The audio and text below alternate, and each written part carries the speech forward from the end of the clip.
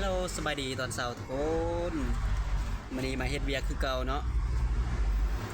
มาในมื้อนี้เนาะทุกคนบ่าวเขาเจ้าก็จะจดมาจดลายมาจดอันซื้อของพัสดุเนาะซื้อของอะไรรถเนาะมาจดมาจื้อเนาะเพราะว่ามา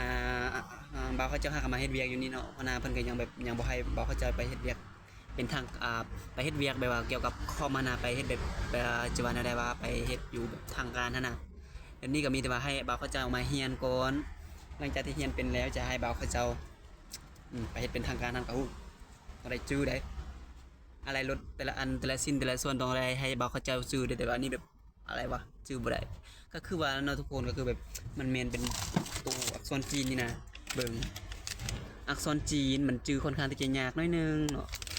นี่บ่าวเขาเจ้าก็มีแต่ว่าต้องมาจดมาอันนั้นมันก่อนเนาะมาจดมาท่องอะไรจดผิดเป็นพินอินได้ทุกคน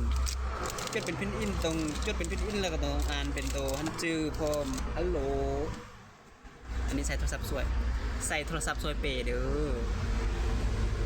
ติจ้าบ่ได้เกบ่ใส่โทรศัพท์บ่ได้บ่ใส่โทรศัพท์บ่ได้เนาะรุ่นนี้ต้องใส่โทรศัพท์อย่างเดียวมีใส่แล้วเนาะกองเปภาษาแต่ละมือแต่ละดีก็คือว่าแล้วเนาะทุกคนก็คือเวียกด้านนี้บ่าวเขาเจ้ายังบ่เคยมาเฮ็ดเนาะบ่าวเขาเจ้าก็สิมาสอบเอาประสบการณ์ก่อนใส่โทรศัพท์เป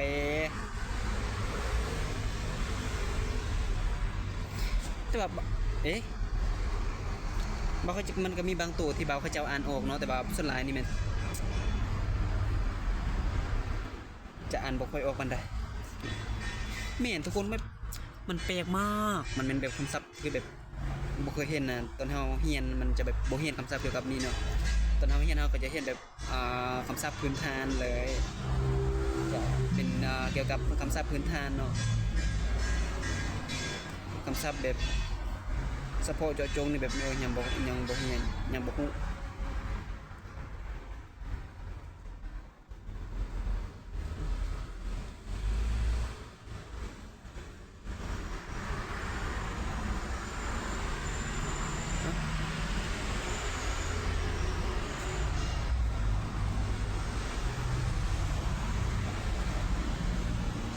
โอ้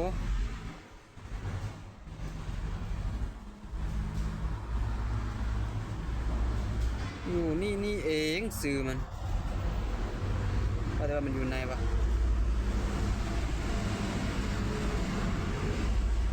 ฝากกดไลค์กดแชร์ให้กับบ่าวเขาเจ้าในเด้อทุกคนก็คือช่วงนี้บ่าวเขาเจ้าก็ค่อนข้างที่จะเฮ็ดคลิปเนาะอัดคลิปอัปเดตคลิปอัปเดตคลิปลงในช่อง YouTube แล้วเนาะทุกคนโดนพูดโดนเลยบ่าวเขาเจ้าบ่ได้เฮ็ดคลิปส่วนหลายบ่าวเขาเจ้าจะเฮ็ดแบบคลิปแบบแบบคลิปแบบคลิปง่ายๆขนาดแต่บ่ค่อยมีเวลานะทุกคนก็คือแบบยังค้างเรียนยังแบบช่วงนี้เวียกก็ยุ่งค่อนข้างที่จะยุ่งเนาะช่วงนี้ก็คือแบบช่วงก่อนมาช่วงนี้ซะแบบค่อนข้างที่จะยุ่งก็เลยบ่มีเวลาเฮ็ดคลิปว่าซั่นซะว่าจะเป็นแนวใดนะทุกคนฝากติดตามกับช่องบ่าวเขาเจ้าในเด้อโผกระดูกเนาะสำหรับคลิปนี้บ่าวเขาเจ้าโคไปเฮ็ดเวียกก่อนเด้อจักหน่อยสิไปแต่งกินอีกก็คือว่านะทุกคนเมื่อวานนั้นแต่งกินบ่เป็นกินเลยบ่ฮู้แต่งเนี่ยกินบ่เคยกินแต่งกินอาหารจีนเนาะแต่งบ่าวเขาเจ้าเบิ่งมันมีเครื่องปรุงหยังบ่าวเขาเจ้าเอาทอกสุดท้ายกินจักมันเค็มแม่นหวานแม่นส้มมันบ่ฮู้หยังสุดท้ายต้องได้ทอกทีมต้องได้จืนไข่กินสำหรับคลิปนี้นะบ่าวเขาเจ้าความลาไปก่อนเด้อแล้วค่อยมาพบกันใหม่ในคลิปหน้าเด้อทุกคนเด้อบ๊ายบาย